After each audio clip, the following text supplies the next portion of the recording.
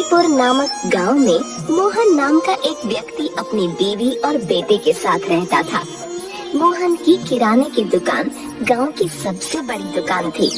वह दुकान काफी अच्छी चलती थी क्योंकि मोहन की दुकान पर हर चीज अच्छी क्वालिटी की मिलती थी। मोहन की दुकान से काफी अच्छी कमाई होती थी।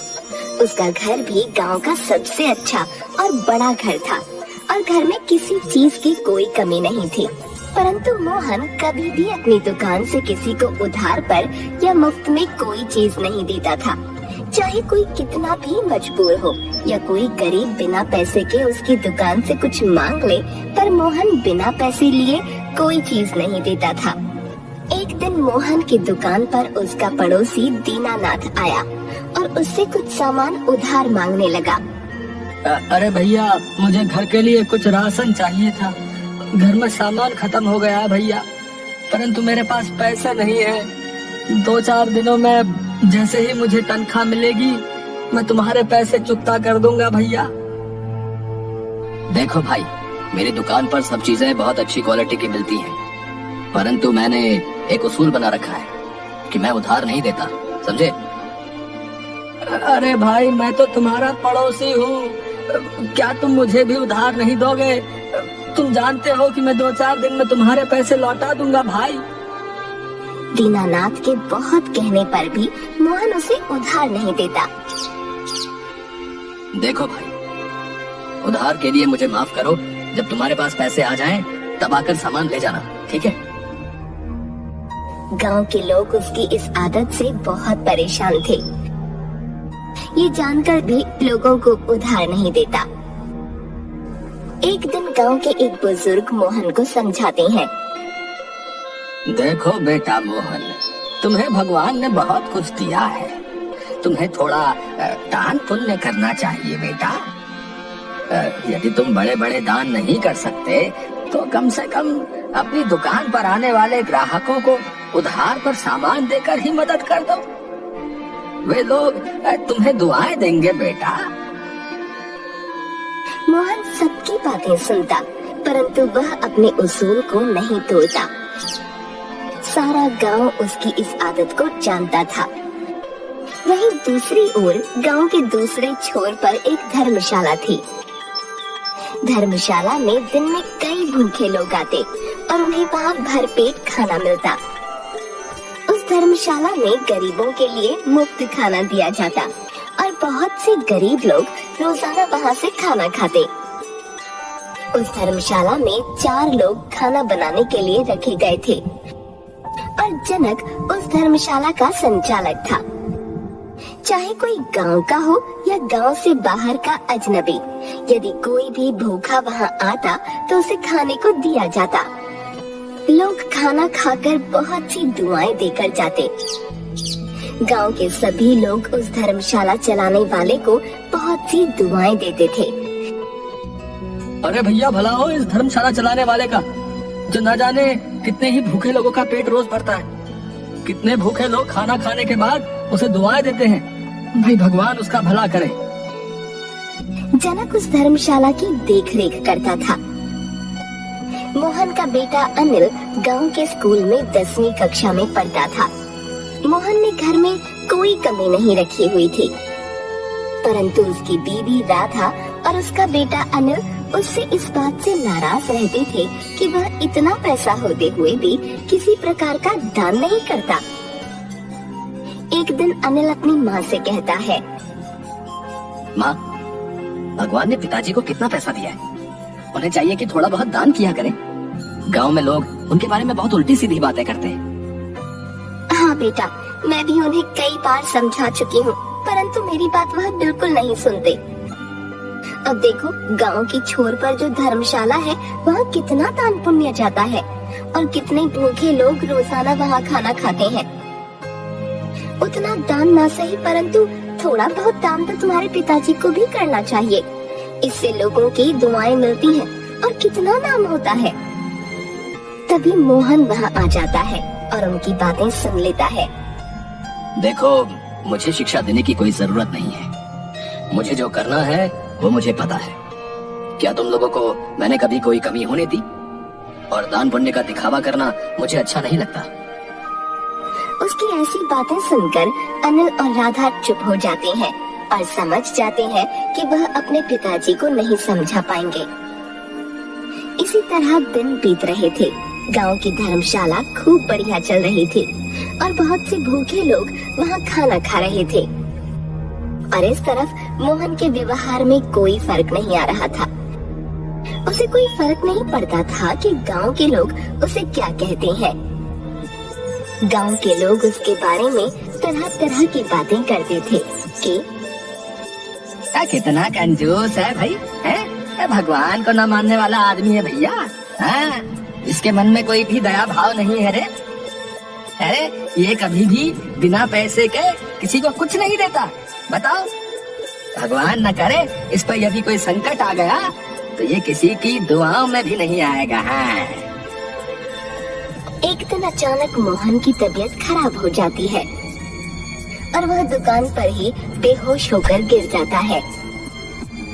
दुकान पर खड़े ग्राहक तुरंत उसे अस्पताल लेकर जाते हैं, जहां डॉक्टर उसे जांच करने के बाद बताता है कि उसे लकवा मार गया है। अब मोहन ना तो बोल सकता था और ना ही चल फिर सकता था। गांव में मोहन के बीमार होने की खबर आग की तरह फैल जाती है। सभी लोग उसके बारे में बातें करने लगते हैं। कुछ लोग कहते हैं, अरे भाई, अगर इसने कुछ दान पुण्य किया होता है तो आज किसी की दुआ भी लग जाती है कि नहीं? परंतु इसने तो कभी किसी की मदद नहीं की भैया, है? और ना ही एक पैसे की चीज किसी को मुफ्त में दी है। अब तो भगवान ही इसका मालिक है भाई। इस तरह गांव में लोग तरह तरह की बातें करते रहते। मोहन के इस तरह बीमार हो जाने के बाद दुकान पर काफी नुकसान होने लगा और गोदाम में पड़ा सामान भी खराब होने की कगार पर आ गया। मोहन कुछ बोल नहीं पा रहा था जिससे कि वह अपने बेटे को कुछ समझा पाता। वह कुछ कहना चाहता था परंतु वह लाचार था। राधा अपने बेटे अनिल से कहती है, बेटा, तुम्हारे पिताजी तो बिस्तर पर पड़ गए हैं। उनका दुकान पर जाना नामुमकिन है। अब तुम्हें ही दुकान संभालनी होगी, वरना हमें बहुत घाटा हो जाएगा। हाँ माँ, मैं भी यही सोच रहा था। अब दुकान पर मुझे ही जाना पड़ेगा, वरना इस तरह तो सारा सामान खराब हो जाएगा। और फिर घर खर्च और पिताजी के इलाज के लिए भी तो पैसा चाहिए ना। मैं कल ही दुकान पर जाकर सब कुछ देखता हूँ। मोहन के बीमार होने के कुछ दिनों बाद गांव की धर्मशाला भी बंद हो जाती है। जनक वहां ताला लगाकर कहीं चला जाता है। सभी लोग बहुत हैरान होते हैं। इतने सालों से यह धर्मशाला एक दिन भी बंद नहीं हुई, परंतु अचानक ऐसा क्या हो गया जो इस धर्मशाला पर ताला लग गया। गांव वाले सोच सोच कर बहुत परेशान थे, परंतु वह पूछते भी तो किससे पूछते। अब धर्मशाला पर कोई भी व्यक्ति नहीं था। उधर अनिल अपने पिताजी की दुकान पर काम करने लगा और उसने दोबारा से दुकान संभाल ली। अनिल पढ़ा लिखा था, इसलिए सभी बही खाते और सब हिसाब आसानी से समझ गया था। उनकी दुकान पर एक पुराना वफादार नौकर था जो उसके पिताजी के पास काफी सालों से काम कर रहा था। अनिल पुराना बही खाता देख रहा था। तभी उसकी नजर एक पन्ने पर पड़ी जिस पर जनक का नाम लिखा हुआ था और नीचे हिसाब में कुछ रुपयों का जोड़ तोड़ था। वह बहुत हैरानी से देखने लगा। आखिर धर्मशाला वाले जनक का पिताजी से क्या लेना देना। काफी सोचने के बाद भी उसे कुछ समझ नहीं आया। आखिरकार उसने उस पुराने वफादार नौकर को बुलाया और उससे पूछा, अब क्या आप जानते हैं कि पिताजी धर्मशाला बनाने वाले जनक को हर महीने इतने पैसे क्यों भेजते थे? नौकर चुपचाप सर झुकाए खड़ा रहा और कुछ नहीं बोला। अनिल के दोबारा जोर देने पर उसने बताया, बेटा, मैं तुम्हारे पिताजी के साथ बहुत सालों से काम कर रहा हूँ। वो एक बहुत ही अच्छे इंसान है। वो काम करने वाले सभी नौकरों को अच्छी खासी तनख्वाह देते थे और जरूरत पड़ने पर मदद भी करते थे। परंतु वो नहीं चाहते थे कि उनकी मदद लोगों के सामने जाहिर हो। तुम्हें जानकर हैरानी होगी कि धर्मशाला में जितने भी लोग खाना खाते थे वो सब भी तुम्हारे पिताजी ही करते थे। गांव वाले न जाने उनके बारे में कितनी बुरी बुरी बातें करते रहे, परंतु उन्होंने कभी भी अपनी इस अच्छाई को लोगों के सामने जाहिर नहीं किया। वो कहते थे कि इंसान अच्छा काम करे परंतु उसका ढिंढोरा ना मचाए। नौकर के मुंह से ये बातें सुनकर अनिल के पैरों तले जमीन खिसक गई। वो मन ही मन बहुत पछताने लगा। उसने अपने पिताजी को कितनी बातें सुनाई थी। वह मन ही मन अपने पिताजी के कामों पर गर्व महसूस करता है और अगले ही दिन से दोबारा से धर्मशाला में गरीबों के लिए खाना शुरू करवा देता है। अनिल जनक को अपने पास बुलवाकर उसे समझाता है। देखो भैया, मेरे पिताजी ये धर्मशाला चलाते थे, परंतु किसी को भी इसकी कोई खबर नहीं थी। उनका नाम कहीं पर भी नहीं आता था। उन्हें ये पसंद नहीं था कि उनके किए गए दान के बारे में कोई जाने। अब वो बहुत बीमार है और कुछ कह भी नहीं पा रहे, परंतु मुझे पता चल गया है इस धर्मशाला का सारा खर्च मेरे पिताजी ही उठाते थे। अब मैं दोबारा से इसे शुरू करना चाहता हूँ। पहले की तरह से ही काम शुरू करवा दीजिए और भूखे और जरूरतमंद लोगों के लिए खाना बनवाना शुरू कीजिए। मैं हर महीने पहले की ही तरह पैसे भेज दिया करूंगा, परंतु ध्यान रहे जैसा काम पिताजी करवाते थे वैसा ही होना चाहिए और किसी को इस बात का पता नहीं चलना चाहिए कि काम कौन करवा रहा है। जी, जैसा आप कहें। पहले भी सेठ जी ने मना किया था, इसलिए आज तक ये बात किसी को भी नहीं पता चली। आगे भी मैं किसी से नहीं कहूंगा। सेठ जी जैसे लोग दुनिया में बहुत कम होते हैं। भगवान उन्हें स्वस्थ करे।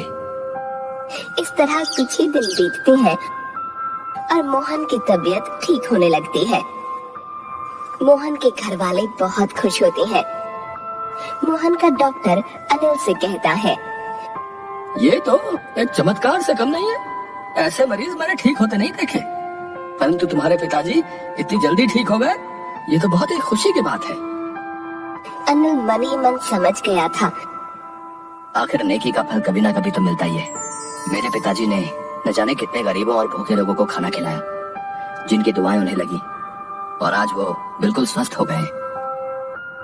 इसके बाद से मोहन और उसके बेटे अनिल के अलावा यह बात कोई नहीं जानता था कि धर्मशाला में खाना कौन भेजता है। धर्मशाला पहले की ही तरह रोजाना भूखे लोगों का पेट भरना शुरू कर देती है। मोहन पहले ही की तरह धर्मशाला चलाता रहता है, परंतु गांव में अभी भी किसी को नहीं पता था कि वहाँ का खर्चा आखिर कौन उठाता है। इंसान को किसी न किसी रूप में दान पुण्य तो करना ही चाहिए।